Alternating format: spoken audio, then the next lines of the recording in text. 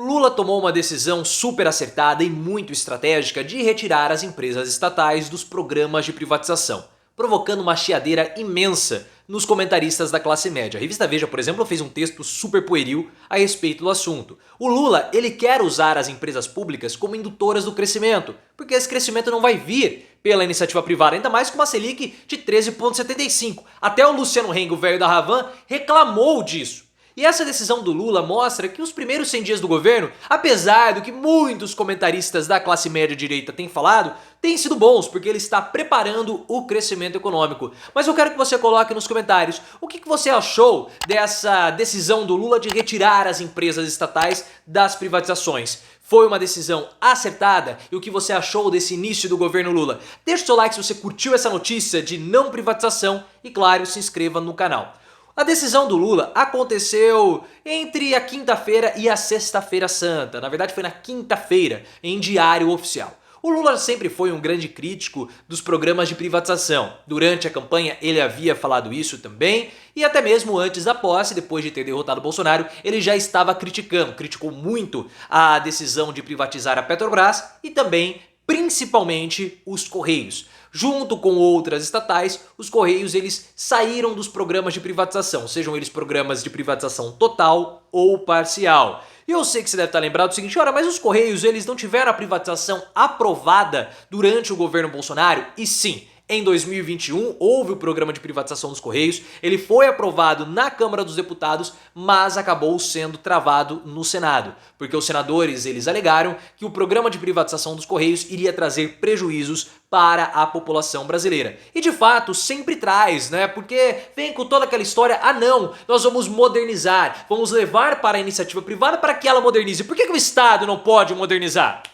Não faz sentido, ainda mais porque os funcionários que são contratados pelo Estado têm que passar em concurso público, ou seja, são funcionários com uma capacidade, um gabarito na média maior do que a média que nós temos na iniciativa privada. E um grande exemplo de privatização que prejudicou a população brasileira foi o programa de privatização da Petrobras, com a venda das refinarias. Uma discussão que precisa ser feita a respeito do escândalo das joias do Bolsonaro é se o Bolsonaro recebeu aquelas joias todas para facilitar a venda da refinaria Landulfo Alves na Bahia para o fundo árabe Mubadala. Porque não foi somente uma questão de corrupção, a vida da população foi piorada, porque a refinaria Landulfo Alves começou a produzir gasolina após a sua privatização e 27% mais cara para a população da Bahia. E qual foi a grande melhoria que aconteceu?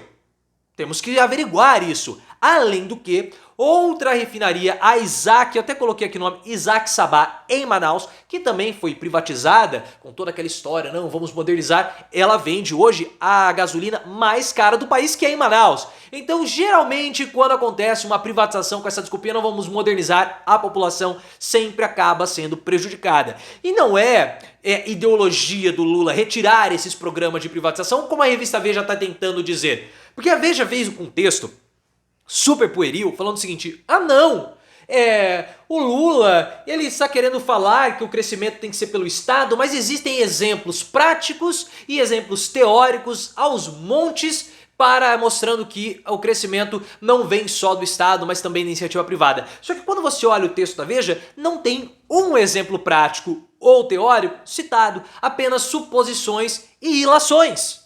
Então para de conversa. Não é uma ideologia, existe um plano por trás da decisão do Lula. E o plano é utilizar as empresas públicas como indutoras do crescimento. Isso é óbvio. Ah, mas eu sei que o Lula precisa das empresas públicas ter alguns controles ou ter algum controle em alguns segmentos para poder usar essas empresas para estimular o crescimento. Senão não vai adiantar. Porque o Lula, ele tem uma lógica, pessoal. Qual é a lógica de crescimento do Lula e do PT, mas principalmente do Lula? Consumo. O Lula acredita que só vai ter crescimento econômico se nós tivermos consumo. E esse consumo precisa vir pela iniciativa privada ou pela iniciativa pública. Se a iniciativa privada não estiver consumindo o suficiente, como que tem que ser? Tem que vir o estímulo e o consumo pela estatal, pela iniciativa pública. E por que o Lula quer fazer isso? Porque com uma Selic de 13,75%, a iniciativa privada não vai querer investir na expansão do seu negócio. Óbvio, é muito mais rentável deixar o dinheiro aplicado porque com 13,75% os juros que o governo tem que pagar das dívidas dos títulos públicos é muito alto. Por que eu vou investir e expandir no meu negócio sendo que eu ganho mais dinheiro e com menos dor de cabeça com o meu dinheiro aplicado? Então eu não vou investir. Então, se a empresa pública, ou melhor, se os empresários privados não querem investir, cabe ao governo. E a alta taxa Selic prejudica esse crescimento, mas isso a Veja não vai citar, claro. Vai criticar o Campos Neto, o queridinho da imprensa? Não vai, não vai. Então, com os juros de 13,75, que até o Luciano Heng, o velho da Havan, criticou recentemente, link aqui no card, e outros empresários do varejo, como Luiz Trajano, também segmentos e organizações industriais como a CNI, a Fiesp, a Firjan, todos estão criticando a alta taxa de juros. Com a taxa de juros altas, não adianta, com a Selic alta, não adianta esperar estímulo da iniciativa privada, porque não vai rolar. Mas por que a Veja não criticou? Porque não vai criticar. Então, se não vai ter estímulos, ou se nós não vamos ter investimentos via iniciativa privada por conta da alta Selic, só resta ao governo. E para que o governo possa fazer esse estímulo ao crescimento, é necessário que tenha as empresas estatais. E eu não sei se vocês repararam que nesse assunto da Selic, nem os bolsonaristas abrem o bico. Ninguém critica o governo por conta da alta Selic. A própria Veja se omitiu dessa crítica porque sabe que 80% da população brasileira apoia o Lula na hora de criticar a alta taxa Selic. Então por isso que ninguém fala nada. Ninguém, porque se 80% da população aprova essa decisão do governo, ou essa disputa do governo, então incluindo bolsonaristas também querem que a taxa de juros baixe. Por isso que os bolsonaristas estão em silêncio, não falam nada, têm medo de perderem seus votos, a imprensa de classe média também não fala nada, um ou outro ali quer falar alguma coisa, mas no grosso eles não falam nada, absolutamente nada. O plano da Haddad passa ileso. Porque o plano econômico do Haddad depende da redução da taxa Selic para aumentar a arrecadação. Aí que está o grande lance. O arcabouço fiscal do Haddad, que é uma adaptação do teto de gastos, é aquilo que dá para fazer. O Haddad ele trouxe o mercado para dentro do pacto social, desse novo pacto social que o governo Lula está propondo. Já fiz as minhas explicações sobre isso, tem link aqui no card. Mas o que o Haddad falou? Nós temos que reduzir a taxa Selic. Tem que reduzir. Por que ele quer fazer isso? Porque ao reduzir a taxa Selic, você não vai aumentar, você aumenta a arrecadação do governo ou o dinheiro do governo sem necessitar aumento de impostos. Porque com a redução da taxa Selic, os títulos ou os juros da dívida do governo, ele cai. E aí o que acontece? Pela redução dos custos aumenta a arrecadação do governo.